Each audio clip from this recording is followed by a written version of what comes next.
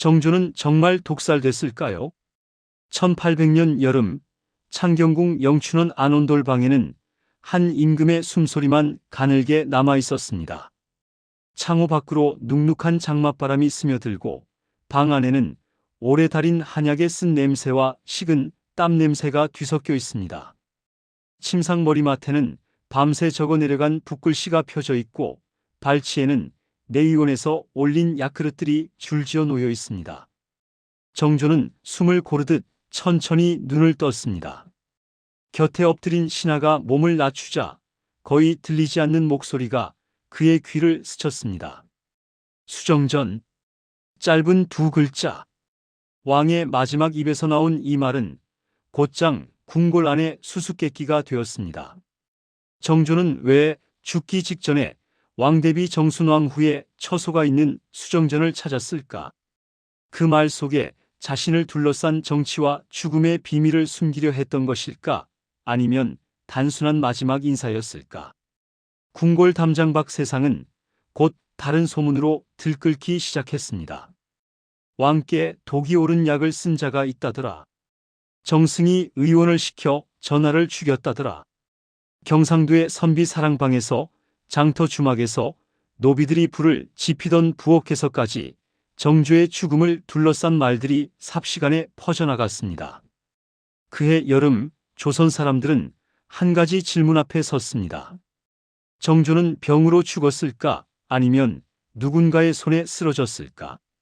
본격적으로 들어가기 전에 이 이야기를 위해 정조실록과 승정원 일기, 정약용의 기록과 정조 말년을 다룬 여러 연구서를 직접 확인했습니다. 구독과 좋아요는 이런 정확한 역사 이야기를 계속 만드는 힘이 됩니다. 정조의 마지막 여름을 이해하려면 그가 어떤 길을 걸어 여기까지 왔는지부터 돌아봐야 합니다. 영조 28년 손자 이산이 태어났을 때 궁궐 안어른들의 마음은 복잡했습니다. 사도세자를 둘러싼 당쟁과 의심이 여전히 가시지 않은 상태에서 태어난 아이였기 때문입니다. 그 복잡한 공기 속에서 자라던 이산은 11살 되던 해 평생 잊을 수 없는 장면을 눈앞에서 보게 됩니다. 무더운 여름날 아버지 사도세자가 좁은 뒤주에 몸을 웅크리고 들어갔습니다.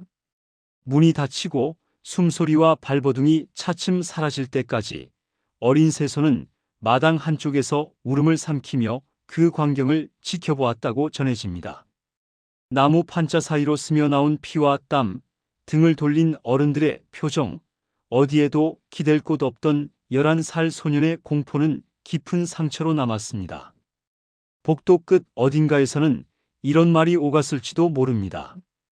역적의 아들이다. 저 아이가 나중에 왕이 되면 어찌 될지 모른다.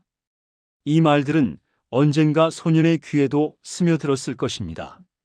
그날 이후 이산은 글과 병법, 예법과 역사를 붙잡고 살아갑니다.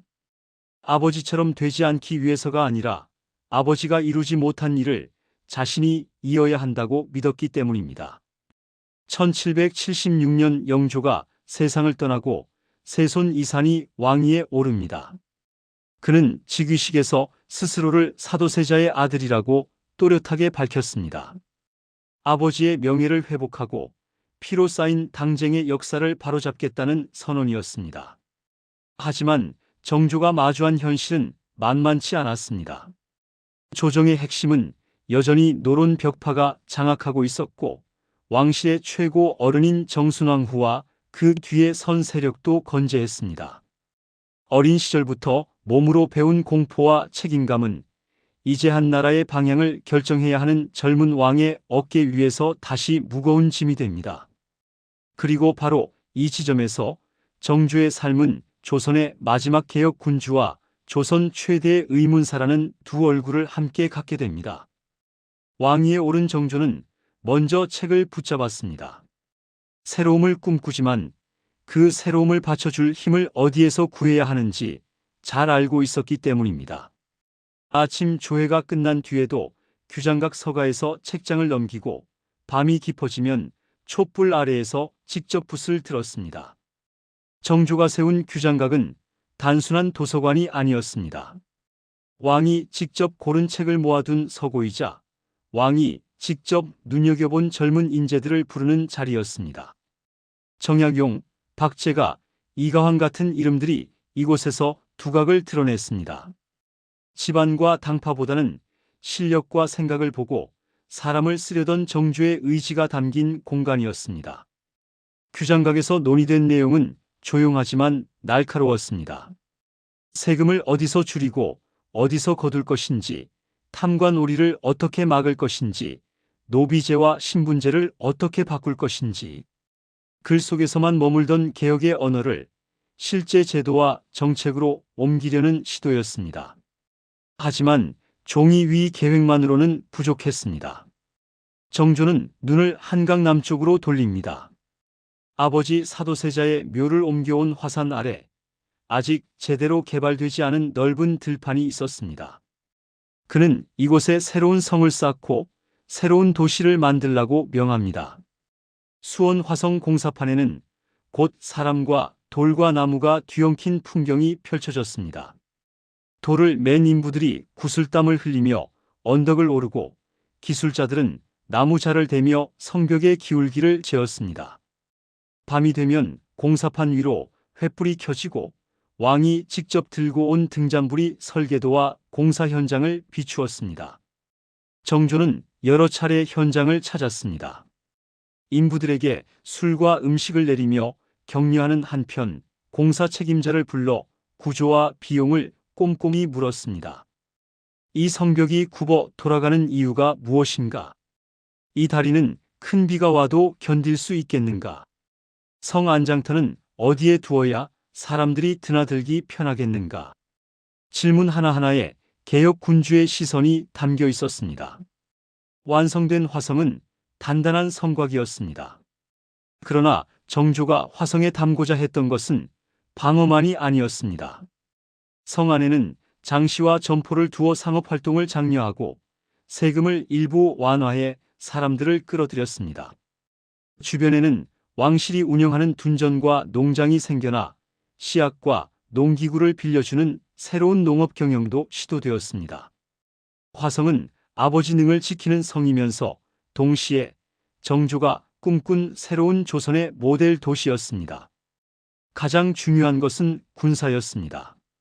정조는 장용령이라는 새로운 친위 부대를 조직합니다. 기존 군영이 당파와 가문에 깊이 묶여 있었다면 장용령은 왕이 직접 뽑고 훈련시키는 군대였습니다. 무예 24기를 그림과 글로 정리한 무예도 보통지가 편찬되고 병사들은 그 속 그림을 따라 말을 달리며 창과 칼을 휘둘렀습니다.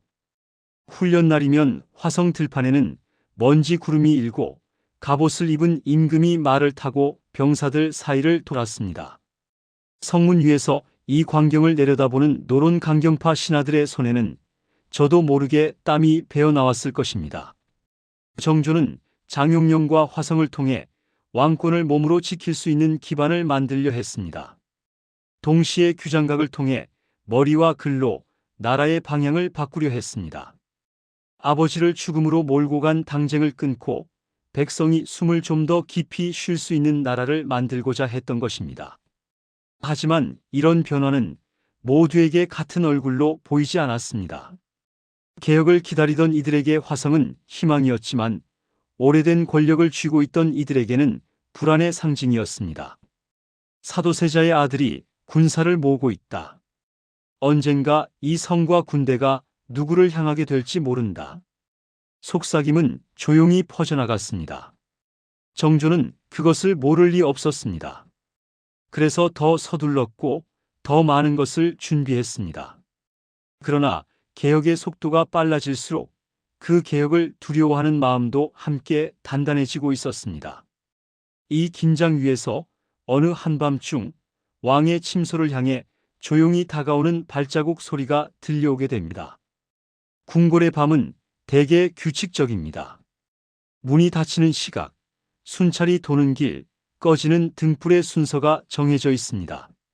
그러나 정조가 살아있던 어느 밤, 그 규칙 사이로 낯선 움직임이 스며들었습니다. 성벽 아래 어둠 속에 그림자 몇 개가 숨어 있었습니다. 그중 일부는 궁궐을 지키던 군관이었고 일부는 밖에서 몰래 들어온 사내들이었습니다. 그들은 궁성 안지리를 누구보다 잘 아는 이와 함께 움직였습니다. 어느 문이 언제 열리고 어느 복도가 가장 어두운지, 어떻게 가야 침전 가까이까지 눈에 띄지 않고 갈 수 있는지 아는 사람들이었습니다. 문이 조심스럽게 열리고 닫혔습니다. 짧게 술렁이는 공기를 따라 발자국 소리가 흙바닥 속으로 스며들 듯 궁궐 안으로 들어왔습니다. 길을 안내하는 궁중 사람은 고개를 숙이고 앞장섰습니다. 낮에는 왕의 심부름을 하던 발걸음이었지만 그 밤만큼은 임금을 향한 칼끝을 인도하는 발걸음이었습니다. 그 시각 정조는 침소에서 책을 보고 있었던 것으로 전해집니다. 책상 위에는 늘 그렇듯 벼루와 붓이 놓여 있었고 촛불 하나가 방 안을 희미하게 비추고 있었습니다. 그는 글자를 따라가면서도 귀로는 익숙하지 않은 소리를 가려 듣고 있었습니다. 어린 시절부터 언제 문이 닫힐지 모른다는 공포와 함께 자라난 사람에게 밤의 소리는 늘 경계의 신호였습니다. 평소와 다른 시간에 열리는 문소리, 낯선 방향에서 들리는 발소리는 쉽게 지나치기 어려웠습니다. 그 밤 복도 바닥을 스치는 발걸음 소리가 유난히 조심스러웠습니다. 규칙적으로 그러나 숨을 죽인 채 가까이 다가오고 있었습니다. 정조는 책에서 눈을 떼고 문 쪽을 바라보았습니다. 누구냐? 짧은 물음이 방 안을 가로질렀습니다. 잠시 정적이 흐르고 문고리 주변에서 미세한 떨림이 느껴졌습니다. 기록에 따르면 이 자객들은 왕의 침전 근처까지 도달했습니다. 문 하나를 사이에 두고 왕과 자객이 마주 선 순간이 있었다는 것입니다. 이 좁은 거리에는 한 사람의 생과 사, 그리고 조선의 향후 몇십 년이 걸려 있었습니다. 궁궐 안다른 자리에서도 이상한 낌새를 눈치챈 이들이 있었습니다.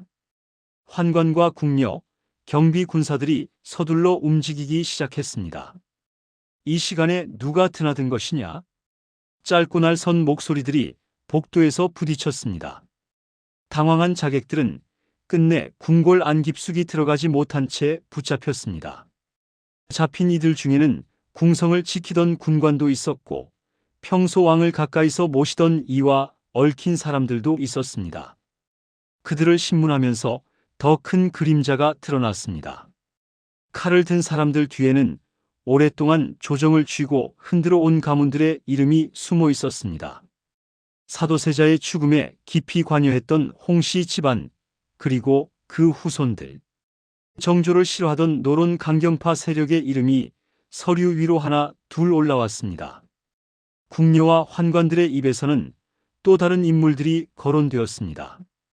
왕대비 정순왕후와 가까운 김씨 집안 사람들, 그 주변에 얽혀있던 궁중 인물들. 정순왕후가 직접 칼을 쥐고 나섰다는 의미는 아니지만 최소한 왕을 향한 음모가 그녀와 얽힌 인맥 주위를 맴돌고 있었다는 정황이었습니다. 정조는 이 사건의 보고를 받으며 이름 하나하나를 마음에 새겼습니다. 어떤 이름은 이미 오래전부터 알고 있던 얼굴이었고 어떤 이름은 처음 듣는 이름이었습니다. 다만 공통점은 하나였습니다. 아버지의 죽음으로부터 이어져 내려온 오래된 적대의 줄기가 이 자객 사건까지 이어지고 있다는 사실이었습니다. 자객들은 엄하게 다스려졌습니다. 칼을 든 자뿐 아니라 길을 열어준 이들, 뒤에서 사람을 모으고 돈을 댄 이들까지 처벌을 받았습니다. 하지만 정조는 일부 이름에 대해서는 굳이 끝까지 파고들지 않는 듯한 모습을 보이기도 했습니다. 궁궐 안 누구나 알면서도 입 밖으로 꺼내지 않는 권력의 축이 있었기 때문입니다. 자객 사건 이후 정조는 더더욱 경계를 늦추지 않았습니다. 그러면서도 개혁의 발걸음을 멈추지 않았습니다. 화성과 장용령을 더욱 다지고 규장각 인재들을 더 적극적으로 불러들였습니다. 자신을 향해 칼날이 겨누어지고 있다는 것을 알수록 오히려 더 분명한 방향으로 나아가야 한다고 믿었습니다. 그러나 사람의 몸은 마음만큼 단단하지 않았습니다. 숨겨진 적들의 칼날뿐 아니라 오랜 세월 누적된 피로와 분노, 불안이 정주의 몸 곳곳에 흔적을 남기고 있었습니다. 칼과 활을 든 자객들이 물러간 자리 뒤로 이번에는 병이라는 다른 적이 조용히 다가오고 있었습니다. 정주의 마지막 보름은 조용한 통증에서 시작되었습니다. 오랜 화병과 과로가 이어지던 어느 날 몸 한켠에 종기 하나가 돋았습니다. 처음에는 누구도 크게 걱정하지 않았습니다. 살다 보면 누구에게나 한 번쯤 생길 수 있는 종기처럼 보였기 때문입니다. 그러나 며칠 사이 종기는 붉게 부어오르고 열이 붙었습니다. 옷깃만 스쳐도 욱신거리는 통증이 올라와 정조는 무심코 그 부위를 손으로 짚었습니다. 의원들이 불려왔고 승정원에서는 왕과 의원의 대화를 하나하나 기록하기 시작했습니다. 고름이 이미 잡혀 있어오니 절개하여 빼내는 것이 어떻겠사옵니까? 아직 약으로 기운을 돌려보는 편이 더 안전하옵니다. 의견은 갈렸습니다. 정조는 처음 며칠 동안 스스로 약을 골랐습니다. 마음을 가라앉히고 열을 내리는 약, 화기를 풀어주는 처방이 병상 곁에 올랐습니다. 화병으로 쌓인 열을 다스리면 몸이 나아질 것이라는 판단이었습니다. 한동안은 효과가 있는 듯 보였습니다. 머릿속이 맑아지고 마음이 조금 가벼워지는 듯한 느낌도 있었습니다. 하지만 종기 자체는 쉽게 가라앉지 않았습니다. 고름은 남아 있었고 붉은 기운도 완전히 빠지지 않았습니다. 종기 치료는 자꾸 뒤로 밀리고 이미 몸 안에 쌓인 문제를 겉도는 듯한 처방이 이어지고 있었습니다. 이때 내의원에서 새로운 방법을 내놓았습니다. 옛 의서에 나오는 연운방을 사용해 보자는 의견이었습니다. 연운방은 붉은 광물인 경면주사를 한지에 섞어 말아 불에 태우고 그 연기를 환부에 쐬게 하는 치료법입니다. 종기가 깊이 박혀 잘 곪지 않을 때 연기로 덮여 고름이 잘 모이게 한다는 요법이었습니다. 민간에서도 쓰이던 방법이었고 의원들은 이번에도 효과를 기대했습니다. 방 안 창문은 조금만 열어두었습니다. 연기가 머물 수 있도록 방 안 공기를 따뜻하게 유지했습니다. 한지가 불 위에 올려지자 자욱한 연기가 천천히 피어올랐습니다. 연기는 정조의 환부를 감싸듯 흘렀고 의원들은 조심스럽게 경과를 지켜보았습니다. 처음 하루 이틀은 좋아지는 기미가 보였습니다. 고름이 조금 더 배어나왔고 통증도 약간 둔해졌습니다. 사람들의 얼굴에는 안도의 기색이 돌았습니다. 그러나 사흘째 밤부터 정조의 몸은 다른 방향으로 기울기 시작했습니다. 머리가 무겁고 의식이 희미해지는 시간이 잦아졌습니다. 입맛은 거의 사라지고 미음조차 삼키기 어려워졌습니다. 이때부터 의원들은 또 다른 선택을 더했습니다. 기력이 너무 떨어졌다며 몸을 보하는 약을 잇따라 올렸습니다. 병을 앓고 난 뒤 기운을 채우는 데 쓰이는 보약들이었습니다. 방 안은 더욱 따뜻하게 덮여졌고 기름지고 영양 많은 음식들이 침상 곁에 놓였습니다. 문제는 종기가 아직 완전히 가라앉지 않았다는 데 있었습니다. 환부에는 여전히 열이 돌고 있었고 고름도 남아 있었습니다. 열을 내리면서 몸을 덮이고 종기를 다스리면서 기운을 동시에 끌어올리려는 처방이 한꺼번에 왕의 몸 안에서 뒤섞였습니다. 정조는 의식이 또렷해지는 순간마다 의원들을 바라보았습니다. 종기는 어떠하냐? 지금은 어떤 약을 올렸느냐? 병상 위에서도 그는 머릿속으로 예전 병례와 책 속 처방들을 되짚었습니다.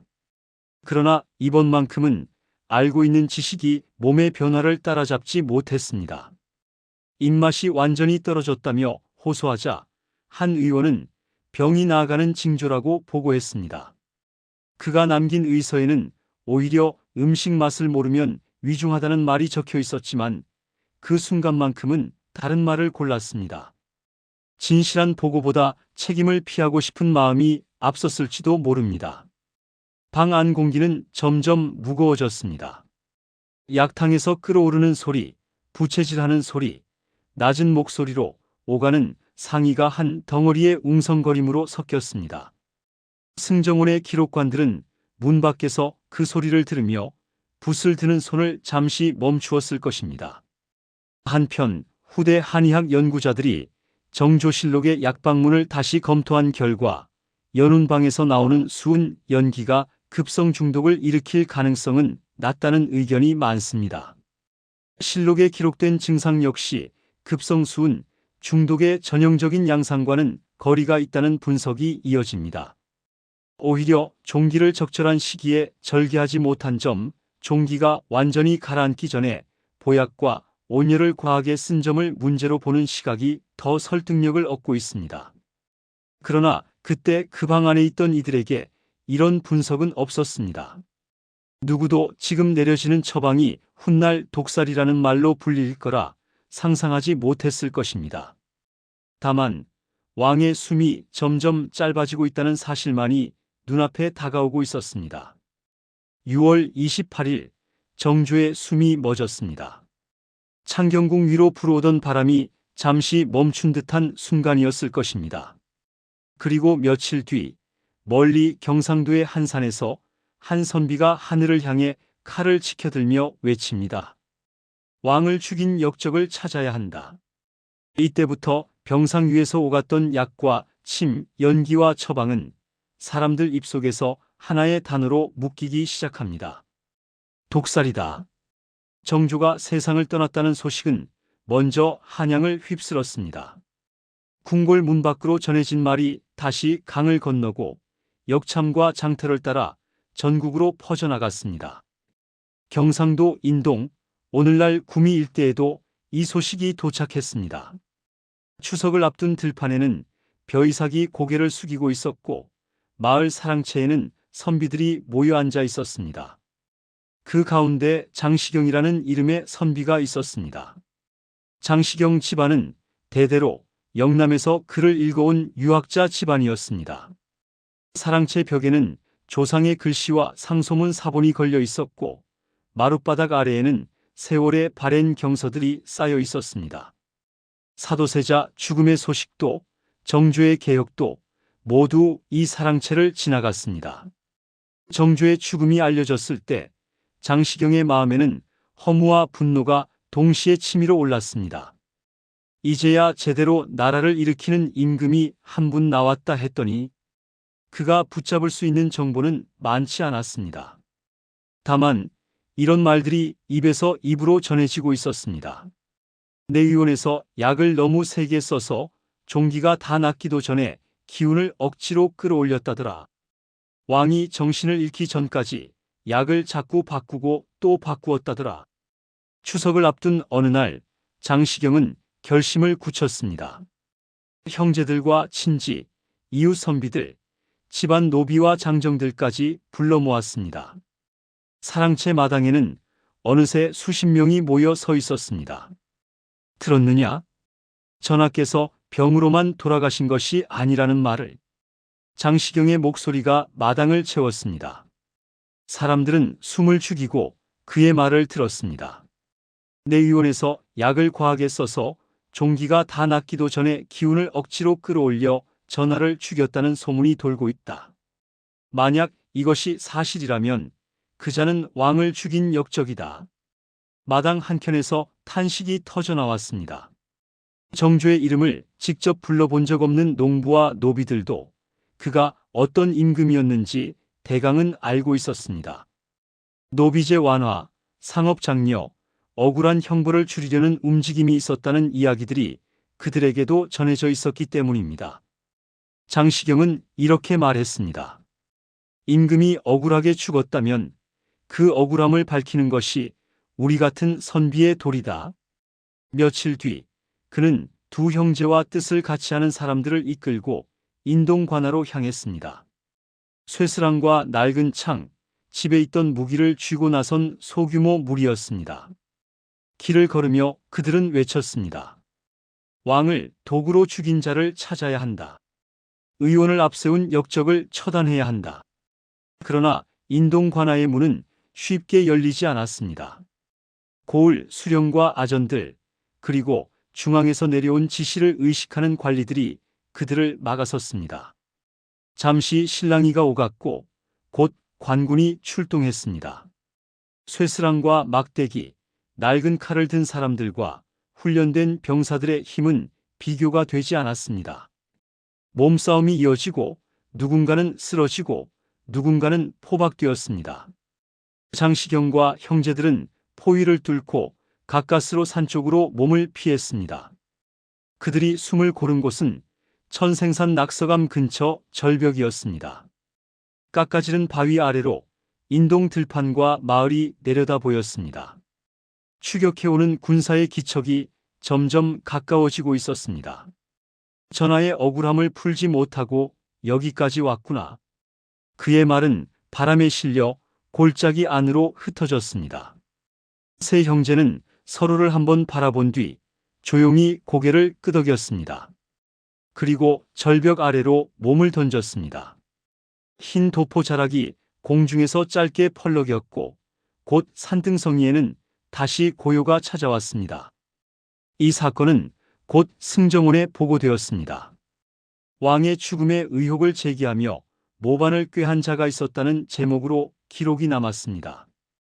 그 안에는 내 의원이 약을 과하게 써서 전하를 죽였다는 장시경 일행의 주장도 담겨 있었습니다. 비슷한 소식은 경상도의 다른 고을들에서도 올라왔습니다. 창원, 의령, 하동 등지에서 정승이 의원을 시켜 왕을 독살했다는 말이 돌고 백성들을 선동하는 글이 붙었다는 보고가 이어졌습니다. 정약용은 훗날 당이 통략 등에서 이때의 소문을 언급합니다. 어느 정승이 의원을 시켜 왕을 독살케 했다는 말이 돌았다. 그 또한 정조의 병세와 마지막을 지켜본 사람 가운데 한 명이었습니다.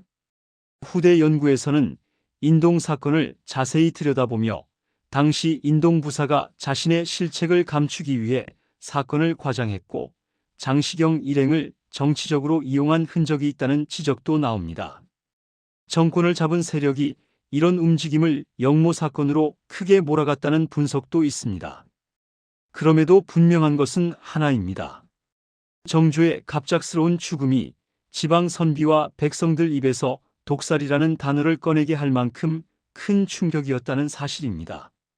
의학적으로는 치료 시기와 방법의 문제로 볼 여지가 크지만 민심은 그것을 독살이라는 말로 표현했습니다. 이 말 속에는 단순한 의혹만 들어있었던 것이 아닙니다. 이제야 나라를 바꾸려던 임금이 너무 일찍 쓰러졌다는 허탈함과 그것이 누구의 책임인가를 묻는 분노가 함께 담겨 있었습니다. 독살설은 그렇게 퍼져나갔습니다. 실록과 약방문, 한의학 연구가 말해주는 냉정한 기록의 세계와 사람들 기억 속에 남은 뜨거운 감정의 세계 사이에 생긴 간극 위에서 태어난 이야기였습니다. 정조가 눈을 감은 뒤 궁궐은 빠르게 일상을 회복하는 것처럼 보였습니다. 어린 순조가 왕위에 올랐고 왕대비 정순왕후가 다시 전면에 나섰습니다. 아침 조회는 계속 열렸고 관직 임명도 이어졌습니다. 그러나 정조가 세운 것들은 하나둘 다르게 변하기 시작했습니다. 장용령은 점차 축소되거나 다른 군영에 흡수되었습니다. 한양과 화성에 나뉘어 있던 친위부대의 위상은 예전만큼 강하지 않았습니다. 정조가 공들여 만든 군사개혁의 얼개는 서서히 느슨해졌습니다. 규장각도 마찬가지였습니다. 왕이 직접 젊은 인재를 불러 토론하던 공간은 점차 그 빛을 잃었습니다. 정조와 함께 밤을 새우며 책장을 넘기던 선비들의 자리는 줄어들고 오래된 가문과 세력들이 다시 조정의 중심으로 돌아왔습니다. 정조가 힘을 실어주었던 남인과 개혁파 인물들은 밀려났고 오랫동안 권력을 이어온 몇몇 집안이 전국을 주도하기 시작했습니다. 사람들은 이 시기를 두고 세도 정치라 부르게 됩니다. 나라의 큰 방향을 정하는 데 있어 왕의 목소리는 약해지고 몇몇 가문의 이해관계가 더 큰 힘을 갖게 되는 시기였습니다. 화성은 그대로 그 자리에 서 있었습니다. 성벽도 문도 무너지지 않았습니다. 다만 그 성을 바라보는 사람들의 마음이 달라졌습니다. 정조를 기억하는 이들에게 화성은 이루지 못한 꿈의 무대였고, 권력을 쥔 이들에게 화성은 이미 지나간 임금의 흔적에 불과했습니다. 성 안장터와 민가에서는 여전히 사람들이 살아가고 거래를 이어갔습니다. 하지만 화성에 쏟아지던 국가적 관심과 자원은 점점 줄었습니다. 정조가 구상했던 새로운 도시를 거점으로 한 변화는 더 이상 이어지지 못했습니다. 정조와 같은 시대, 바깥 세계에서는 이미 큰 변화가 일어나고 있었습니다. 먼 서양에서는 혁명과 산업혁명이 이어졌고, 일본과 청나라에서도 조금씩 새로운 제도와 사상이 들어오고 있었습니다. 정조는 이런 흐름을 소식으로라도 접하며 조선의 길을 어떻게 바꿀지 조심스럽게 고민했습니다. 그가 떠난 뒤 조선은 그 고민을 이어가기보다는 익숙한 길로 되돌아가는 쪽을 택했습니다. 정조의 죽음을 두고 독살이냐 아니냐를 묻는 논쟁은 지금까지도 완전히 끝나지 않았습니다. 실록과 승정원 일기, 한의학 연구를 종합하면 의도적인 독살을 단정할 증거는 부족하다는 결론에 가까운 것이 사실입니다. 그렇다고 해서 사람들 마음속 독살설이 완전히 사라지는 것도 아닙니다. 그 단어 안에는 한 가지 감정이 오랫동안 남아 있습니다. 그가 조금만 더 살았더라면 우리 역사가 달라질 수 있지 않았을까? 정조의 마지막 여름을 따라가다 보면 한 사람의 생이 끝나는 순간이 곧 한 시대의 방향을 바꾸는 계기가 될 수 있다는 것을 느끼게 됩니다. 또 동시에 한 사람의 의지와 능력만으로는 넘기 어려운 벽과 습관이 얼마나 두터웠는지도 보입니다. 개혁을 꿈꾸던 왕과 그 개혁을 두려워하던 세력, 그 사이에서 기대와 실망을 오가던 백성들이 함께 서 있던 시간이 바로 정조의 시대였습니다. 그래서 정조의 독살설은 단지 누가 독을 넣었는가를 따지는 문제가 아니라 그 시절 사람들은 어떤 미래를 꿈꾸었고 그 미래가 꺾였다고 느낀 순간 어떤 말을 꺼냈는가를 돌아보게 하는 질문이기도 합니다. 정조가 떠난 뒤에도 사람들은 그의 이름을 불렀습니다. 역사책 속에서는 개혁군주이자 근대적 감각을 가진 임금으로, 사람들 기억 속에서는 조금만 더 오래 살았더라면 좋았을 임금으로 남았습니다. 정조가 진짜 독살되었는지 아니면 의료와 운이 겹쳐 일찍 세상을 떠난 것인지는 이제 누구도 완전히 증명하기 어렵습니다. 다만 분명한 것은 그의 짧았던 삶과 갑작스러운 죽음이 지금의 우리에게도 여전히 질문을 던지고 있다는 점입니다. 권력과 두려움, 개혁과 저항이 맞부딪히는 순간 우리는 어떤 선택을 해야 하는가? 오늘 이야기는 여기까지입니다. 긴 시간 함께 정조의 마지막 여름을 따라와 주셔서 진심으로 감사드립니다. 무더웠던 그의 여름을 떠올리며 지금 이 시간을 살아가시는 여러분도 늘 건강하시길 바랍니다. 이 영상이 좋았다면 구독과 좋아요, 알림 설정이 한국역사관을 계속 만드는 힘이 됩니다. 댓글로 오늘 가장 인상 깊었던 장면과 앞으로 함께 다뤄보고 싶은 인물이나 사건을 한 가지 남겨주시면 다음 이야기를 준비하는 데 큰 도움이 되겠습니다. 지금까지 시청자해주시는 모든 분들의 안온과 행복을 기원드리는 한국역사관이었습니다. 감사합니다.